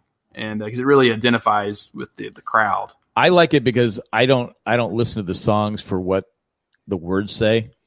It's not till they say, "Oh, this is why I wrote this song." And I go, "Huh, okay." I don't listen to the music for that. I just either the song's good or it's not. Okay. It's just like so. Well, that's what. But I do like with VH1 where they talk about behind the music. Oh yeah, or the songwriters. VH1. Yeah, when they say this is why I wrote the song. Like this is like Heart had a song, and this I was like, I wish I could do the whole story, but it was interesting how I go. Well, I never would have known that was that song was about until she said it. So I do. I'm like you. I do like when they tell why they wrote that song. Yeah, because it meant something to them. Yeah, exactly. And then you can identify. I mean, sometimes it's good, sometimes it's bad when they do that because a lot of songs are so open that you make up your own story. Like, this song means this to me. And then if someone tells you like, oh, this is why I wrote it. It's like the ending of Lost. Or yeah, but I'm thinking like Sweet Caroline, like by Neil Diamond. That song, you're like, oh, that's a good song. And then you realize he wrote it about Caroline Kennedy or something. Oh, yeah, sorry. And that's right. Well, that's kind of weird. You're like, why would you write that about Caroline Kennedy? Who was just a child at the time. And why are your hands reaching out? Yeah. Touching you, touching me. And, you think about that. He should be in jail. I know he's having physical. I mean, he's right. He's got health problems right now. Right. But yeah, I forgot it was about Caroline Kennedy, and she was only like 7 or 8, right? Right. So that's so it's like one of those things where like you always remember that from that point on. You're like, why'd you write that about a kid? Okay. Yeah. But so maybe it was to make her feel better that her dad died or something like that. Yeah. Well, who's your daddy now? I don't know, something like that. But yeah, Randy Newman was great. I like seeing a lot of artists, especially these baby boomers that are getting ready to retire and aren't touring as much. It's still because he probably doesn't need the money. I was always fascinated with these guys. Like we went and saw Steve Miller, my wife and I go, "There's no way this guy needs the money. There's just no way." But he's in his 70s and he's out there touring But you would like to think that. But when I talked to David Crosby, who you haven't got on the podcast yet, no, but I think it's in 2014, 2015 when I was talking to him about it. He was telling me about the music industry and how like it sucks right now because everything's going to Spotify and iTunes, right? And they're not making any money off that. You could get literally 300,000 listens on Spotify and you'll make 10 cents.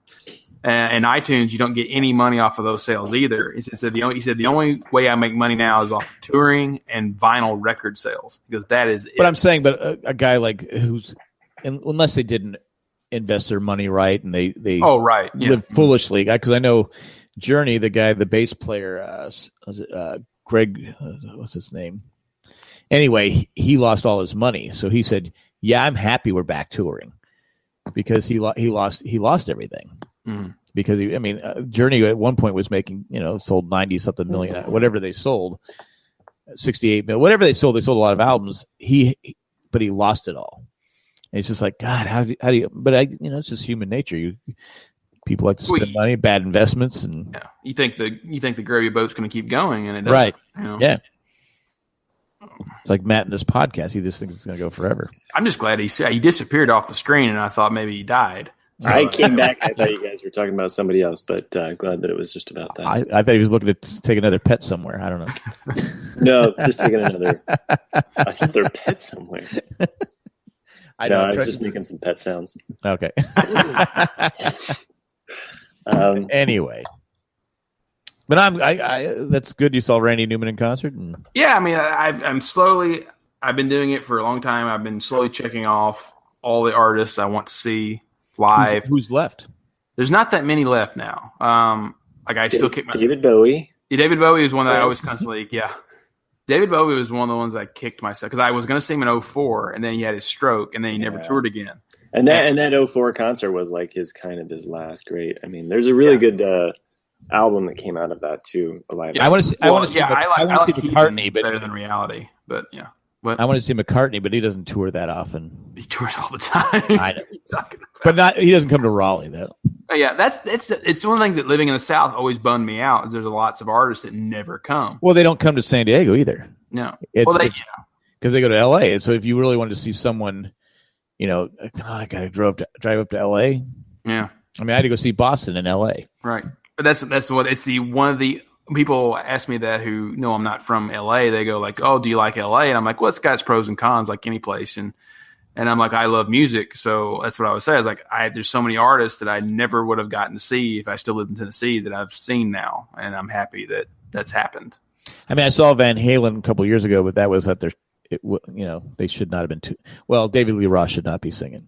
No, he's done. In fact, I think said it. People were yelling at him because all he was doing was telling stories. Mm-hmm. I thought they were fascinating. I just sat there. I was like, because he couldn't sing anyway, so I was like, okay, I'd rather just hear him tell stories. The music was still good because Eddie Van Halen. Well, you're a podcaster too, so you're like, oh, this is speaking to me. Yeah, exactly. But people are, please shut up and sing. I immediately think of the wedding singer. Well, I have the microphone, and you don't. Yeah. So you will listen to every damn word I have to say. But it's like because I growing up, I liked Van Halen, but I finally saw him in 2015, 16. Well past their prime, but is what it is. As long as you get to see, it's like when I saw I'd been meaning to see Paul Simon or Simon and Garfunkel since like '98. And who are they? Oh, they're like this. They had like a one-hit wonder back in. But the timing was never right for whenever they would be somewhere in my area, and so Paul Simon announced he was going to retire. So I was like, okay, I've got to do it now, And so I saw him in May, and it's like, hey, I'm glad I got to see him. But exactly like I was saying, like his first couple songs, you could tell he probably had zero vocal warm up before he did, because like his voice was horrible the first couple songs, and then after that he was fine. Man walks down the street saying, "Why am I soft in the middle now?" I hope people feel hello, darkness, my old friend. Anyway, I hope people feel the same way about my singing earlier on. I think they know that they better get here. They better see you soon. Well, you were better than the original artist. Oh wow, that's high praise. Yeah. Better than Jay? Is that what you're saying? He's better than Bob. Oh, yeah. His lyrics are a lot better though. Just a little bit. Anyway, well, if Chris was here, you'd say this is time to wrap it up. He would have said that probably 20 minutes ago, but his mic doesn't work. Hey, be back in 2 and 2, and you'll get to see Chris next week. Yeah, and we did post the entire video last week of the Ramblecast. And I'll do that again this week. Oh, thanks. Yeah. Did you get any more? You were eating cheese. What were you eating last week? Cheese. So this week's meal while podcasting is still cheese curls. Cheese by curls. And instead of from pecans, I'm eating Kroger brand cashews. Oh. I'm always the muncher. And my beer of choice for this week is Coronado Brewing Company's Mermaid's Red. Coronado. Yes. Leftover from Comic-Con. I was going to say, that's got to be from Coronado Island, right? Yes, that's the brewery there. But like it's hard to find the Coronado Brewery Company in LA. But I bought a 6-pack of it while we were at Comic-Con, or a 12-pack. I think it was a 12-pack, and so I had some left over. So I was like, I'll have this tonight. Nice. I like reds and ambers. I like a good medium beer, not so much lager, not so much IPA. Something neutral, right? Not neutral, but just something that's a little heavy but not too hoppy. I know the beer one of the beers I liked most was it was 1664. We first got it in Switzerland, I think. Oh yeah, that's a French beer. Yeah, and you can find it once in a while here. Yeah, but it's not. I just love the beer. I don't know what it is. Yeah, when in Rome. There was one that I had. Where was I? I think I actually was. I was either in Belgium or northern France, and it's called Edelweiss, which is Edelweiss, and there has to be something in it other than beer, because I remember every time I drank it, I would have the trippiest freaking hallucination drink every night, and I was just like waking up going like, what did I drink? We should give Matt that the next time he does the intro. I don't think so. We want me to verbally say the things, and then you can give it to me. Okay. So anyway. So on that note, do you guys like to shop Amazon? Who doesn't? Bought some shoes on there the other day. Did you? Mm-hmm. Amazon taking over the world. Over the world and small businesses everywhere. But if you want to help us out, though. Yeah. You can go shop Amazon. Go to Amazon.com/JayandJack or JayandJack.com/Amazon. Or just go to JayandJack.com. The easiest thing to do, there's a little button there that says shop Amazon. It looks like your normal Amazon page. But every little bit you buy helps the podcast, helps this podcast and all the other podcasts on the Jay and Jack Podcasting Network. And do what Chris suggested. I did this myself because I do have an Amazon app on my phone, but I also went to the actual Amazon link that Jay and Jack always promote on their website. And I actually used that Amazon link and just kind of made that a little bookmark on my phone, so I can just pop that open when I want to make the purchase. I might even use the Amazon app, but when I'm ready to make that purchase, I go to that little link and then I click confirm. So. And if you want to find out what Chris wrote last week, we're still looking for that $5,000 mark.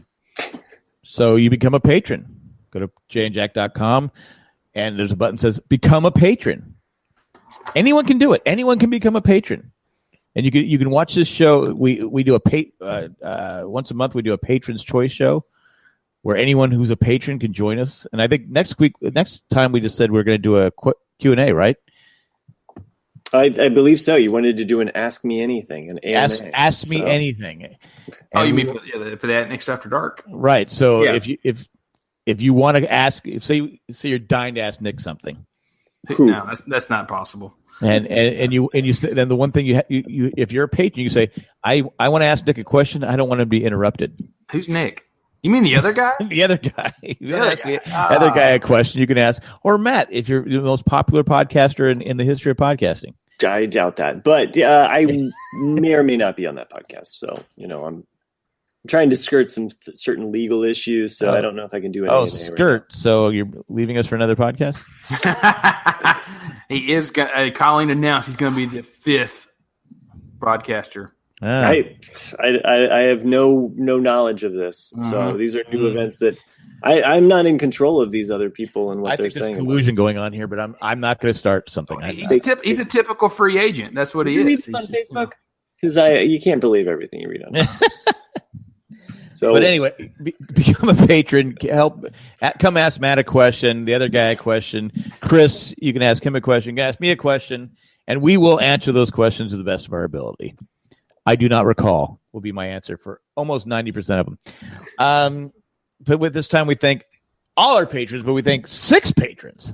6 Tack from Tokyo, Eckhart Rickner Glaffelder, Molly the Millennial, Ed the Creepy Letter Carrier, Joanne's Got a Plan. Is that what we said? Joanne with the plan. Yes. And Maggie the Magnificent. Thanks for doing what you're doing. Thanks for all the patrons. Thanks for everybody that does it. We couldn't do it without you. We wouldn't do it without you. If you'd like to give us a 5-star review. A 5-star review. Again, if you can only afford a 4-star review, we don't want it. We only take the 5-star reviews. Only the 5 stars. Yeah. So if you're too cheap and only want to give us a 4-star review, we don't want it. I could lie and say, yeah, we'll take your 4-star review. We only want a 5-star review. Go on iTunes High praise. and give us a 5-star review. That's it. That's all I got. Great show. Great show, kids. 1 in a million. Wait, that's my line. I wanted to be the favorite. Don't get cocky, kid. That's all right. Go ahead. Remember, the Ramblecast will be with you. Hasta luego and goodbye. You guys aren't saying anything? You already say it?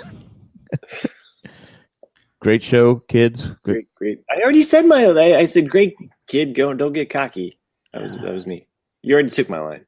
All right. Bye.